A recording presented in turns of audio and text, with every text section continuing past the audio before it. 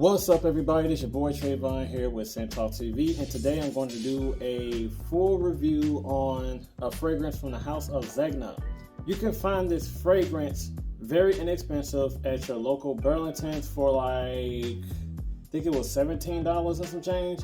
But without further ado, let's just jump into it. And that fragrance that I got from Burlington is Zegna Intenso.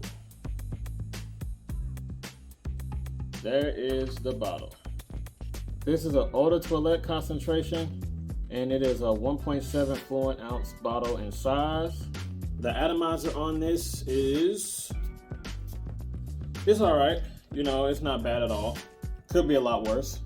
So initially, what I get out of this fragrance is like a dry, fresh laundry sheet that's powdery, like a milky, creamy, smooth type of a little bit of a citrus and like a lipsticky type of a accord that's inside of here initially in the opening.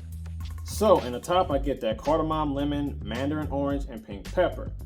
Yes, it does have that dry, fruity-like sweetness when it comes to that cardamom, that lemon, and that mandarin orange. And the pink pepper gives it like a sweet, peppery type of a accord, but not too much of a peppery accord where it's like, you know, just pungent, but it's kind of dialed down a little bit. So in the opening, I get like a dry, fruity, creamy, you know, some type of a dry accord in the opening that is very appealing and attractive to me. So as you transition to the mid, you get some iris, vetiver, and some cedarwood.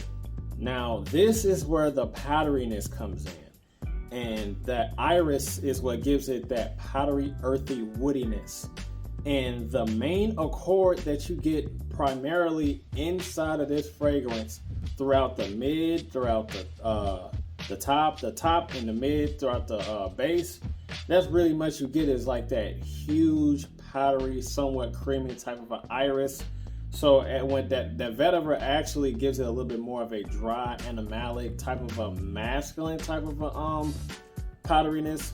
In addition to the iris, it makes it a little bit more dominant, a little bit more powerful in terms of being infused with that vetiver.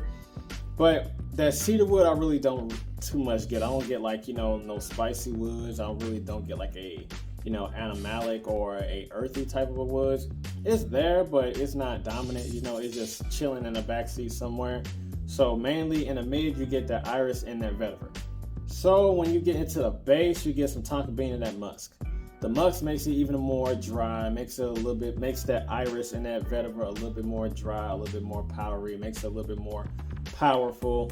But that tonka bean is what you get that, you know, that grassy dry spice. You know, that's sweet, like a sweet almondy type of a spice, but that's not too dominant either. Mainly throughout this whole entire fragrance, I get that iris, vetiver, and that musk. You know, everything else is subtle. Those three dominant notes that I get throughout the whole entire dry down and performance of this fragrance is that powdery, lipsticky type of you know, familiarity to a lot of other fragrances that's designer wise that I get, which I will get to in a minute. Iris, vetiver, and musk is what I get out of here primarily. So the longevity and projection is actually not bad at all. This is actually a decent performing fragrance. The longevity and projection was quite nice. I got a good solid 6 to 7 hours, mainly because I oversprayed. Not sure how much of a projection and performance or longevity that you would get if you would dial down your sprays, but I'm an oversprayer, so I went heavy on this thing and I got a 6 to 7 hours. If you were to dial down your sprays, you'll still probably get some decent moderate performance. So yeah, like 6 to 7 hours. And then the projection was good within an hour, then set close to your skin, giving it a nice little scent bubble, nice scent trail. You know, it's not going to offend anybody. You're not going to turn people off with this one, in my opinion, at least in my experience when I tested this out. I feel like if you overspray, you're not going to offend anybody. I think this is more suited for like, you know, work, the office, casual outings and stuff like that. Wherever, whenever, it doesn't matter. But you know, I would say this is good for like the office, you know, for like a work setting. Didn't receive any compliments on this, at least not yet. but I'm pretty sure and confident that you would get compliments out of this. But I haven't worn it enough around other people to know for sure that I would get compliments. But judging by the scent profile and how it smells, yeah, this is definitely be a compliment getter. So this fragrance smells like 3 fragrances that I already have in my collection, designerized. And this it comes off as smelling like, Armani Code, the original, Prada Luna Rosa, and Prada L'Homme as well. If you take all those and infuse it into one bottle, you would get Zegna Intenso, which is a fabulous smelling fragrance for the price. Like I think I said, I got it for like $17 and some change at my local Burlington's, which is a steal for a 1.7. And I haven't seen any larger bottles than that. Only 1.7 so far at my local Burlington's. So if you see this, definitely cop this. Don't hesitate. Pick it up. You'll get your money's worth. You could do a lot worse with $17 and some change.